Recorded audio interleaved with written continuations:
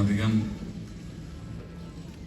സംസാരിക്കാൻ സത്യത്തിൽ ഈ വേദിയിൽ നിന്ന് വിക്ഷേപിച്ച എനിക്ക് നേരെയുള്ള സ്നേഹ അമ്പുകൾ സത്യത്തിൽ എനിക്കൊരു ഭയങ്കര മെന്റൽ ബ്ലോക്കാണ് ഇപ്പം സൃഷ്ടിച്ചിരിക്കുന്നത്. എന്താണ് സംസാരിക്കേണ്ടത്? ഇത് ശരിക്കും ഒരു ഇലക്ഷൻ പ്രചരണവുമായി ബന്ധപ്പെട്ട വേദിയാണോ എന്ന് പോലും സംശയിക്കുന്ന തരത്തിൽ ഭയങ്കര ബ്ലോക്കാണ് സൃഷ്ടിച്ചിരിക്കുന്നത്.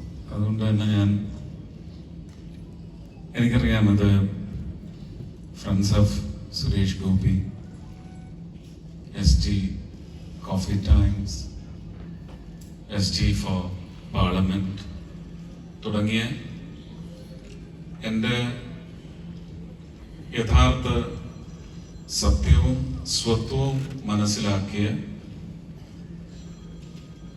സ്നേഹസമ്പന്നരുടെ ഒരു പരിച്ഛേദമാണ് ഇവിടെ എത്തിപ്പറ്റാൻ കഴിഞ്ഞത്. അവരെയാണ് അഭിസംബോധന ചെയ്ത് ഞാൻ സംസാരിക്കുന്നതെന്ന് എനിക്ക് വ്യക്തമായ ബോധ്യമുണ്ട്. അതുകൊണ്ട് തന്നെ വോട്ട് ചോദിക്കാൻ എനിക്ക് വലിയ മടി. ഒരു ഇലക്ഷൻ പ്രചരണ യോഗമാക്കി മാറ്റാൻ അതിലും വലിയ മടി. ഞാൻ ഒന്നും പറയുന്നില്ല.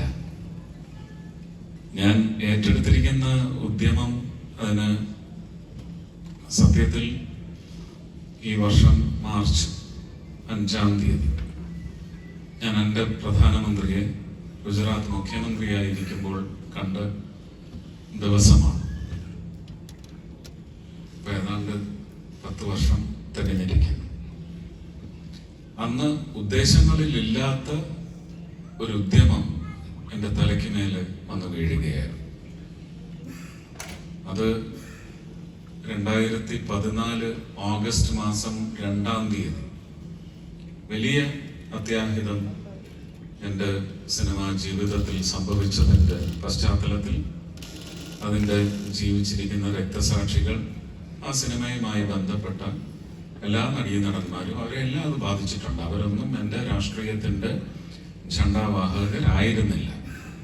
അതിൻ്റെ സംവിധായകനാണ് അതിൻ്റെ ഏറ്റവും വലിയ കേടും സംഭവിച്ചത്. ലോകത്തിൻ്റെ തന്നെ കലാരംഗത്തെ, സിനിമാ രംഗത്തെ ലോകം ശ്രദ്ധിക്കപ്പെടേണ്ട ഒരു സിനിമയുടെ ദുരന്തം കുറിക്കുന്നതിന് എൻ്റെ അവകാശങ്ങളിൽപ്പെട്ട സ്വാതന്ത്ര്യം നേടിത്തന്ന മഹാത്മജി കാണാതെ എന്നെ കണ്ട, നേരിട്ട് പറയാതെ ഞാൻ കേട്ട എൻ്റെ സ്വതന്ത്ര വിചാരം, എൻ്റെ സ്വതന്ത്ര വിഹാരം എൻ്റെ മണ്ണിൽ അത് ചോദ്യം ചെയ്യപ്പെട്ട ഒരു മുഹൂർത്തത്തിൽ എനിക്കൊരു തീരുമാനമെടുക്കേണ്ടി വന്നതാണ് സത്യത്തിൽ എൻ്റെ പൊളിറ്റിക്കൽ മിഷന്റെ ആരംഭം. അത് ഓഗസ്റ്റ് 2-ാം തീയതിയാണ്. അന്ന് രാത്രിയാണ് സത്യത്തിൽ ഇലക്ഷനിൽ ജയിച്ച് സത്യപ്രതിജ്ഞ ചടങ്ങിലേക്ക് ക്ഷണിച്ച് ഞാൻ അവിടെ എത്തി. അദ്ദേഹത്തെ കാണാൻ സാധിച്ചില്ല. അതിനുശേഷം അദ്ദേഹത്തിന്റെ മിസറീസിനെ വിട്ട് എന്താണ് അടുത്ത നീക്കം എന്നുള്ളത് ചോദിച്ചപ്പോഴൊക്കെ I will be far away from politics, I have no political intent എന്ന് മാത്രമാണ് അദ്ദേഹത്തോട് അന്ന് പറഞ്ഞുകൊണ്ടേയിരുന്നത്. പക്ഷേ ഈ അത്യാഹിതം എന്ന് പറയുന്നത് ഒരു ദുരന്തം വിതയ്ക്കലായിട്ട് എൻ്റെ പടിവാതിക്കലെത്തിയപ്പോൾ എനിക്ക് അന്ന് തീരുമാനിക്കേണ്ടി വന്നു.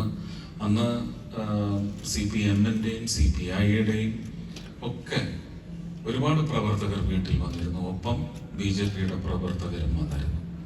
ഞാൻ ഒരുപാട് ആലോചിച്ചതിന് ശേഷമാണ് രാത്രി 11:45 അദ്ദേഹത്തിന്റെ കോൾ വന്നപ്പോൾ yes, I am decided. I am joining your frame. August 2, 2014 എന്ന് പറയുന്ന എൻ്റെ ജീവിതത്തില് ഞാൻ ഉദ്ദേശിക്കാത്ത ഒരു മിഷനിലേക്ക് കടക്കുന്നതിന്റെ വാർഷികം കൂടി കുറിക്കുന്ന ദിനമാണ്. അത് ഈ വർഷം ഓഗസ്റ്റ് 2-ാം തീയതി 10 വർഷം തികയും. അത് എൻ്റെ പ്രാർത്ഥന. ഞാൻ ആത്മാർത്ഥമായിട്ട് സത്യസന്ധ